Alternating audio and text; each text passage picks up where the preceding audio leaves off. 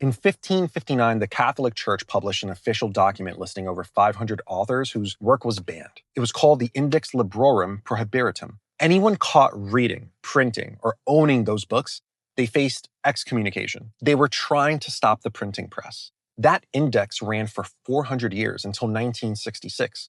The press ran anyways. This is not a story about one institution being wrong. This is a pattern. In 1472, 30 years after Gutenberg, the Scribes Guild in Genoa formally petitioned the city council to shut down printing. They were skilled professionals, watching their livelihood disappear. So they did what institutions do. They tried to legislate it out of existence. It didn't work. In 1811, textile workers in England organized nighttime raids into factories and smashed machines with hammers. The British government deployed 12,000 troops to protect the machines. More soldiers than Wellington had fighting Napoleon in Portugal at the same time. Leaders were executed. The machines ran anyway. And within decades, the factories created more jobs than the cottage industry ever had. In the mid-1800s, the world was genuinely running out of fertilizer. All of it came from bird poop islands off the coast of South America. The Smithsonian has documented this. The US government passed an actual federal law in 1856 authorizing Americans to claim any uninhabited islands containing guano deposits. That's how serious the crisis was. The math was real. Population was growing. The yield was falling. Starvation was the projected outcome. Then Fritz Haber figured out how to pull nitrogen directly from the atmosphere. Karl Bosch scaled it to industrial production by 1913. Both men won Nobel Prizes. The crisis evaporated and population exploded. Every generation gets one of these. This is not stupidity. Neuroscientists have found that the brain's threat circuits, including the amygdala, activate in overlapping ways whether the danger is physical and certain